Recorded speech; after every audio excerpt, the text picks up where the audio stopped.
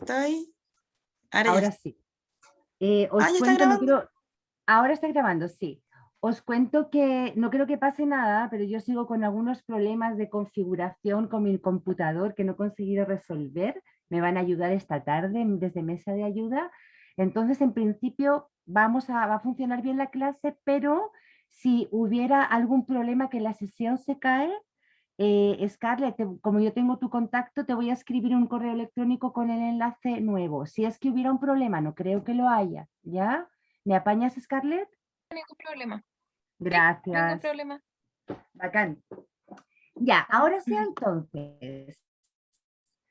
Chicos, ¿han logrado ver la clase de estrés hídrico? ¿Tienen alguna duda? ¿Algo que quieran comentar?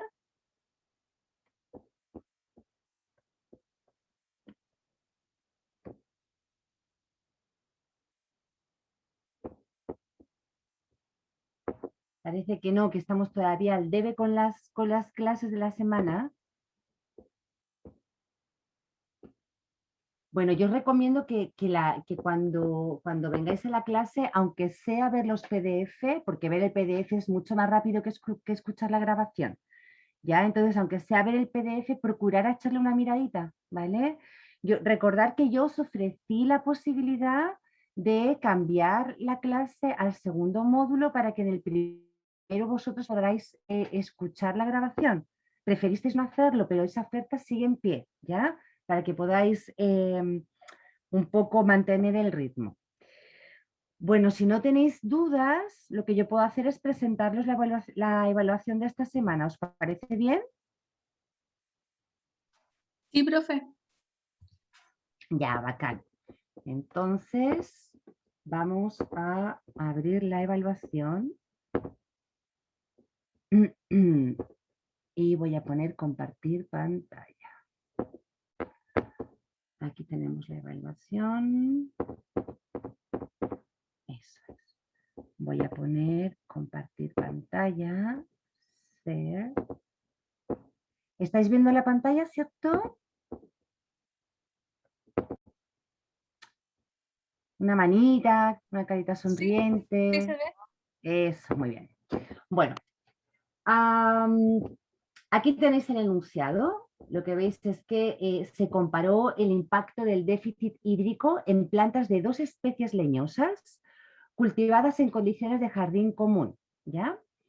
Sería un poco como los experimentos que os contaba antes de empezar la clase de cómo se suele hacer esto de evaluar el impacto del cambio climático, ¿ya? Entonces se cultivan las dos especies leñosas en condiciones de jardín común. La mitad de las plantas de cada especie, se entiende, fueron regadas diariamente a capacidad de campo, y eso sería el tratamiento control, mientras que la otra mitad fueron regadas diariamente empleando la mitad del agua, y eso le vamos a llamar tratamiento sequía. Tras un año de tratamiento, las plantas no regadas, es decir, las del tratamiento sequía, bueno, más que no regadas, es como regadas con menos cantidad. Eso lo voy a modificar para que quede más claro. Las plantas no regadas mostraron defoliación, es decir, pérdida de al menos la mitad del follaje, mientras que no se observaron signos de decaimiento en las plantas control. En cada planta se determinó la concentración de almidón en una porción de raíz lateral de entre 0,5 y 1 centímetro de diámetro, así como el porcentaje de cavitación de una rama apical por planta. Los resultados obtenidos se muestran en la tabla adjunta. Entonces, como siempre, cada grupo, vamos pinchando en las pestañas, cada grupo tiene un set de datos que es de este tipo. Van a tener datos de una especie, la especie 1, y datos de la especie 2. Para cada especie tienen diferentes filas, ¿cierto? Cada fila corresponde a una planta. No lo puse en la tablita, pero entiendo que se comprende. Si quieren lo puedo poner para que no queden dudas, ¿ya? Cada fila es lo voy a hacer mejor. Cada fila es un individuo de la especie. Entonces lo que vemos es que, bueno, no es un individuo, perdón. Claro, por eso no lo puse porque me complicaba la tabla. Digamos que para el tratamiento control tenemos, si se dan cuenta, tenemos todos estos datos que son 15, tenemos por lo tanto 15 individuos ya de tratamiento control y ahí le medimos los carbohidratos no estructurales en las raíces y tenemos los valores, ¿ya? También tenemos esos valores de carbohidratos no estructurales en las raíces en las 15 plantas de sequía, ¿de acuerdo? Y lo mismo tenemos la pérdida de conductividad del tallo en los mismos 15 individuos del control y en los mismos 15 individuos de tratamiento sequía. ¿Se entiende la tabla?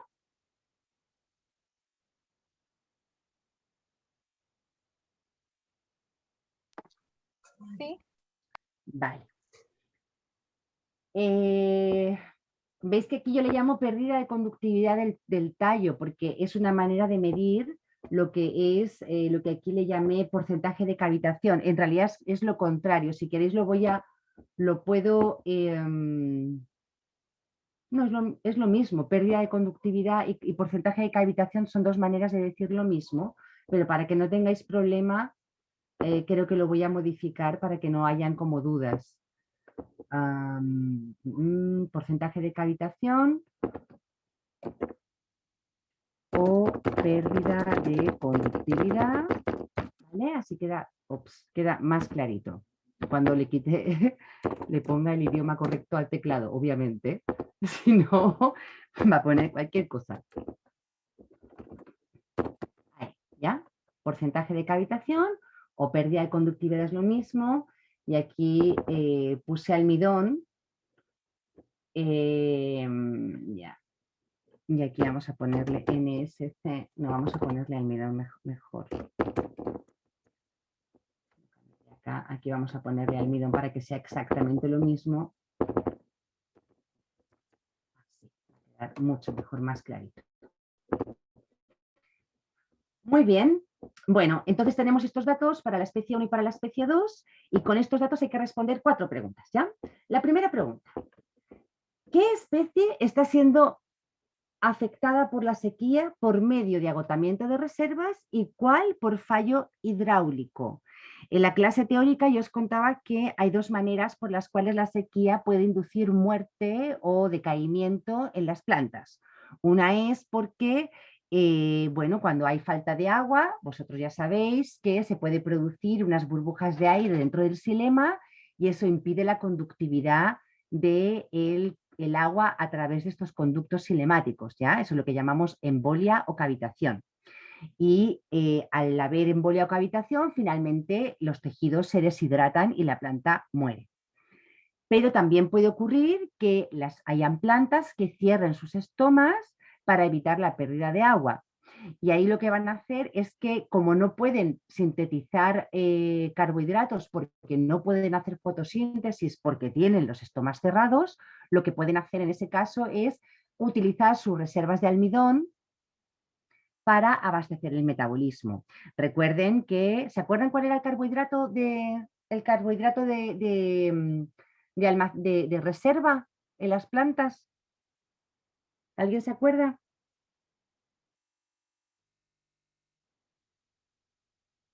Clase 1 de Ecofisiología Vegetal, año 2021. ¿Almidón? El almidón, muy bien. El almidón era un polisacárido no estructural. ¿Se acuerdan de un polisacárido que sí que fuera estructural?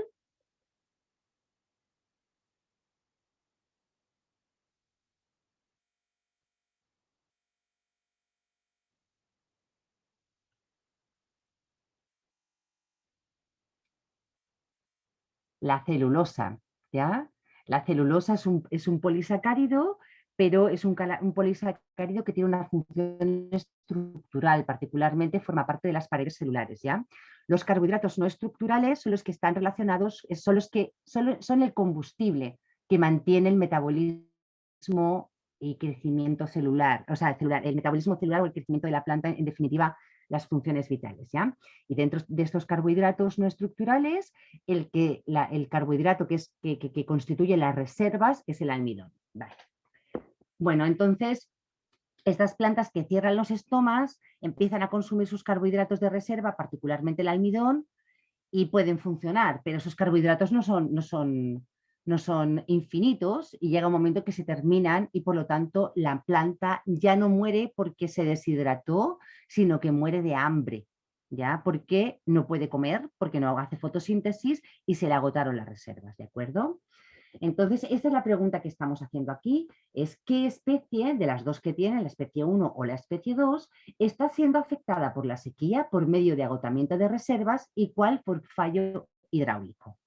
Base su respuesta en gráficos comparando los promedios y desviación estándar de las variables entregadas para plantas defoliadas, es decir, las del tratamiento sequía, y no defoliadas, es decir, tratamiento control de ambas especies. Les recuerdo que aquí lo que tenemos son diferentes individuos. Entonces lo que yo quiero en el fondo es que no me comparen uno a uno, no me comparen la planta 1 del control con la planta 1 del tratamiento sequía, sino que trabajen con los promedios, calculan los promedios de todos los individuos de cada tratamiento y la variabilidad. ¿Cómo vamos a medir la variabilidad? Con la desviación estándar, ¿ya? Y estas medias y desviaciones estándar las tienen que reflejar gráficamente y si yo no recuerdo mal, ya saben hacer esto, ¿cierto? Corríjame si no, por favor.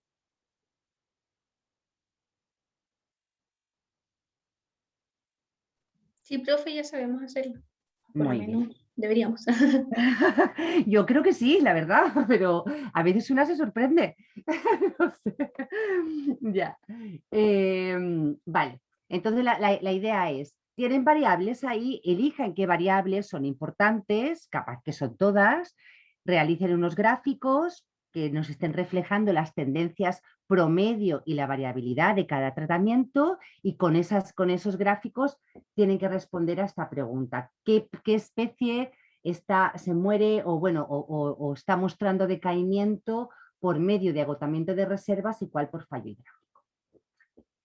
La segunda pregunta es, considerando la respuesta a la pregunta anterior, ¿qué especie es con mayor probabilidad isohídrica y cuál es anisohídrica? En la clase teórica yo les cuento lo que significa el término de isohídrico y anisohídrico. ¿Se lo pueden imaginar?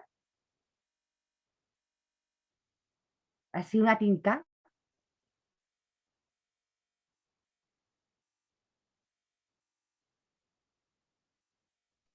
Parece que Camila sí se lo puede imaginar. Ya, es que Tontica. no tengo aquí puesto. Camila, ¿puedes hablar o estás Camilo, con...? Camilo. Ah, Camilo. Camilo, ¿te tienen que hablar o prefieres no compartir tus ideas?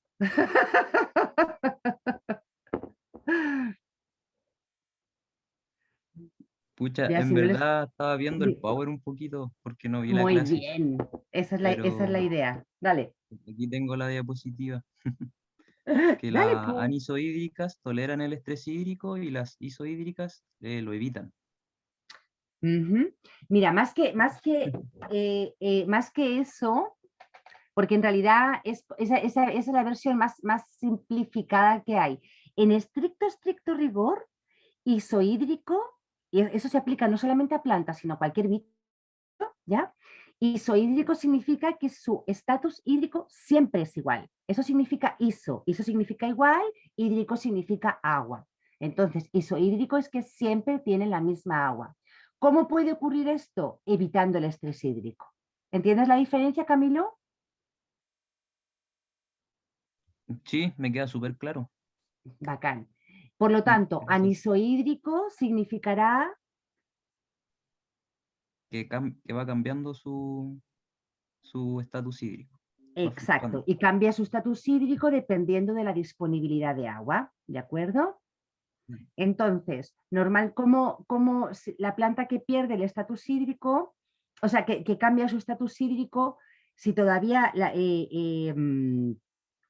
puede mantener el estatus hídrico, o sea, cambia su estatus hídrico, pero podría resistirlo porque tiene un mecanismo de tolerancia al estrés hídrico, es decir, a pesar de que la planta tenga poca agua, de que sus tejidos tengan poca agua, aún así el xilema no cavita, no emboliza, todavía es funcional.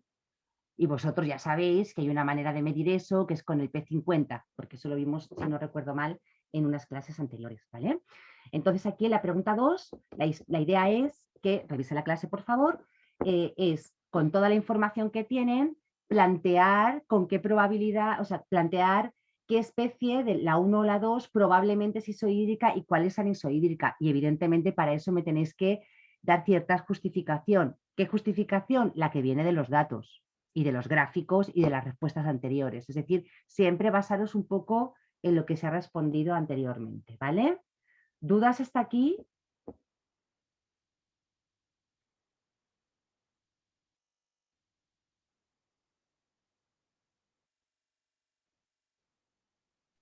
Parece que no hay No, dudas. profe, todo bien. Ya, bacán.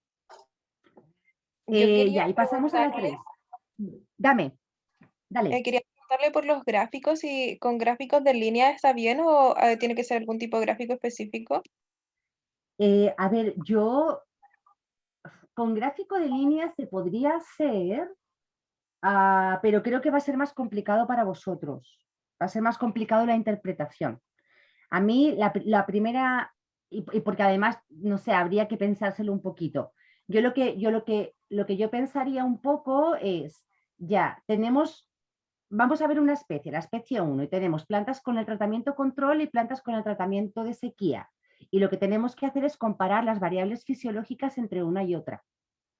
Entonces, bajo esa perspectiva, ¿qué gráfico crees tú que podría ser más explicativo?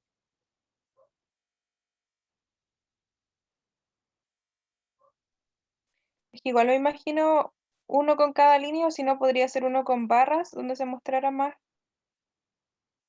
Sí, a mí me parece que eso me parece que va a ser más fácil. Ya te digo, siempre hay alternativas siempre y cuando tenga una lógica. Mira, esto siempre tienes que pensar, no sé quién me está hablando porque no lo puedo ver, pero Scarlett.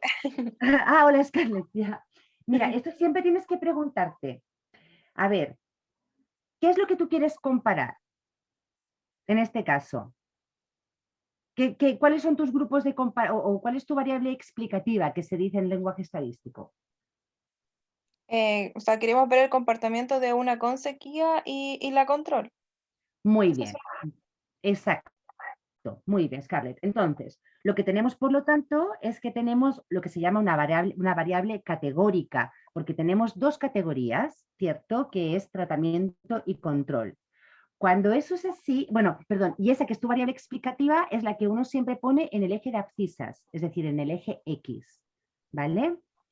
En Ujú. este eje X, por lo tanto, vamos a tener dos categorías. Si tenemos dos categorías, claramente lo mejor va a ser que tú tengas gráfico de barras o de puntos. Bueno, si digo de puntos os podéis liar, pero un gráfico de barras sería como lo más óptimo. Hay ciertos detalles ahí, pero al nivel en el que estamos trabajando aquí en el curso sería suficiente.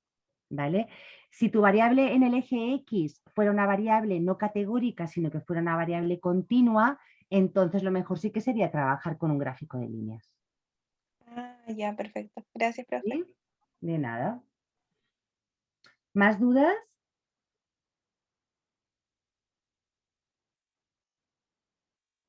¿No? Parece Ya, que ahora sí que entonces. no hay dudas. Gracias, Cami. Ya, es que como uno no ve, entonces no sabe, no puedes, porque la parte de la expresión ayuda un montón a ver un poco de qué va. Pero esto es tan difícil. Igual es un reto interesante, pero bueno, sigamos. La pregunta número 3. En base a la respuesta a la pregunta 1, respondan. ¿Cómo serían las hojas de ambas especies en términos de área foliar específica? Es decir, SLA. ¿Se acuerdan de lo que es el SLA?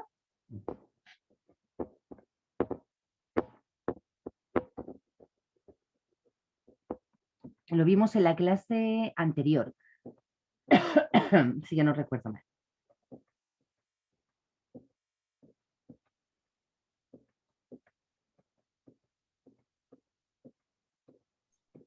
¿No? Parece que nadie recuerda lo que era. Ya, el SLA es una variable que define que se utiliza para describir las hojas en términos de su grosor o de su densidad, ¿ya? Una hoja que tenga un SLA muy alto, es una hoja normalmente delgada y blandita, ¿ya? Por ejemplo, la hoja de un roble. ¿Cachan el roble? Sí, parece que sí. Ya. Y en cambio, una planta que tenga un SLA bajo es una planta que tiene hojas que son o gruesas o densas o ambas cosas, ¿ya? Son normalmente estas hojas que son como más duras al tacto. ¿Conocen la tepa? Sí, Sí. La tepa tiene un SLA bajo porque es una hoja dura, gruesa, además súper gruesa, ¿ya? El SLA, aunque se defina como la superficie de la hoja dividida por el tamaño, por su peso, perdón, no nos está hablando de cuán grande es la hoja, ¿ya? Nos está hablando de el grosor o la densidad o ambas. Por ejemplo, ¿conoce la palma? ¿La palma chilena?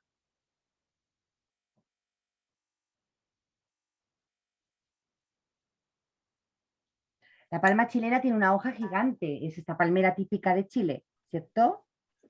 Algunos conocen la palma y otros no. Ya. Bueno, pero se imaginan una hoja de palmera, aunque no sea la palma chilena, ¿no? Eso yo creo que sí que se lo pueden imaginar. Bueno, pues en la palma, la palma chilena, por ejemplo, tiene un SLA pequeño, porque es una hoja muy dura, ¿ya? Comparativamente con la hoja de un roble. Todo esto, cuando yo digo pequeño y grande, siempre es comparando ya una cosa con la otra. Y tiene un SLA pequeño, a pesar de que la hoja es muy grande, porque la hoja de una palma es una hoja gigante, ¿ya? Ese es un detalle importante para que, por favor, no confundan el área foliar con el área foliar específica. Son dos rasgos diferentes. ¿Entendido hasta ahí? Sí, sí. Gracias. Ya. La segunda pregunta es, ¿cuál de las dos especies tendría una madera más densa? En el fondo de los fondos de los fondos, yo no he explicado de una manera explícita la relación entre la densidad de la madera y el estrés hídrico, ¿ya? Y hay, ya, ¿saben qué? Voy a ser voy a ser buena, voy a quitarles un poco de presión. Vamos a quitar esto. No sé, se me reblandeció el corazón. Ahí. Vamos a dejarlo hasta ahí nomás. ¿Les parece bien? Me sí, dicen, sí, espectacular. Susana, fantástico, espectacular, ya, buena onda. Muy bien, ya. Dejémoslo hasta ahí, porque igual eso. Muy bien. Ah, entonces pasamos a la cuarta pregunta. Bueno, profe. Ya.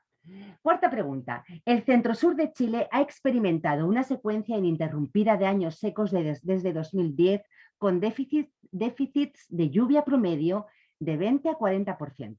La llamada megasequía es el evento más largo registrado y con pocos análogos en los últimos milenios. Se ha exacerbado en 2019 con disminuciones en la precipitación de entre 60 y 70% respecto a los valores históricos. Asumiendo que, ¿dónde estoy acá? Asumiendo que las especies 1 y 2 habitan en el centro sur de Chile, ¿cuál creen que está sufriendo un impacto más negativo por este evento extremo? Justifiquen su respuesta en base a los datos y en coherencia con las respuestas a las preguntas anteriores. ¿Tenemos dudas aquí?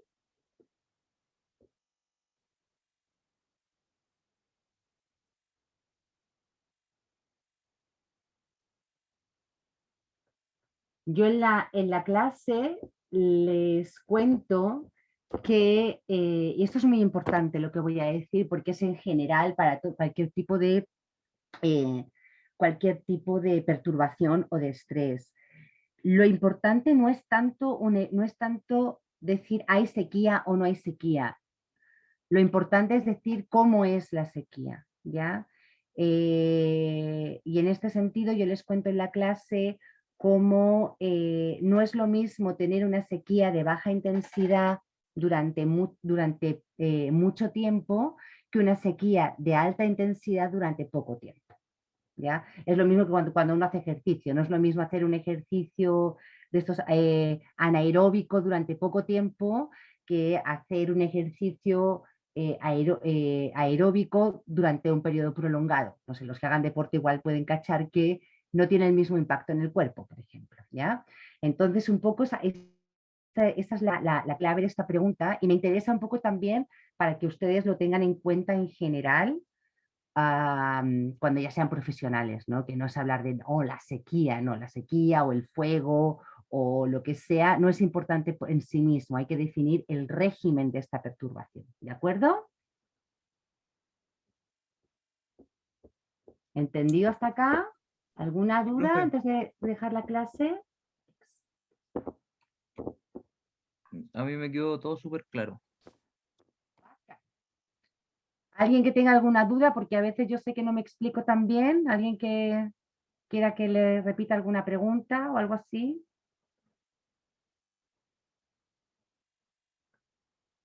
¿No? Parece que ya no hay dudas. Igual yo voy a recuperar mi WhatsApp en 4 días, así que ahí me pueden hacer preguntas de este trabajo. Ya, bacán. Bueno, Cami, qué bueno que al final parece que no pasó nada grave que sepamos a nadie. No, parece que no. Ya, excelente. Yo Ya, tengo una pregunta chicos, relacionada a lo de, no, sino que más que dale. nada con la cueva de Albación. ¿Qué va a pasar con eso? Porque si la Cami está sin WhatsApp. Cami, ¿cómo lo hablaste con Sergio ese tema, cierto? Sí, como la evaluación era para el jueves, se las envío hoy día. O sea, en realidad se las voy a enviar al Sergio para que el Sergio se las haga llegar. Ah, ok. Eso era. Gracias.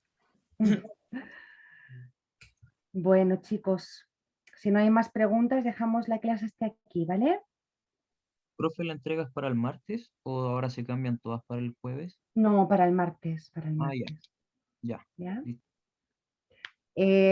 Recuerden, en realidad hay veces que les da un poco de miedo las pruebas, pero si se dan cuenta, una vez se ponen a hacerlas, no son tan difíciles. Ya no son como estos ensayos así, que uno, no, en realidad si un grupo de 4 personas o 3 personas inteligentes como ustedes se sientan y le ponen cerebro, no debiera costarles más que una tarde en hacer el informe, entre todos, colaborando. Y de nuevo, a mí no me importa que ustedes en el grupo WhatsApp o lo que sea discutan sobre esto, a mí me parece súper bien. Después, cada grupo tiene que tener la habilidad de explicarlo. Y en esa habilidad de explicarlo es cuando yo cacho si hay comprensión o no. A mí no me importa, digamos, como la copia en el fondo. Porque una copia sin comprensión, yo la voy a detectar y eso se va a penalizar. ¿Ya? Si es que no me importa que discutan, que hablen, júntense, háganlo entre todos y después cada uno me entrega su informe. Como tienen datos diferentes, cada uno va a tener que hacer sus cuestiones al fin y al cabo, ¿vale?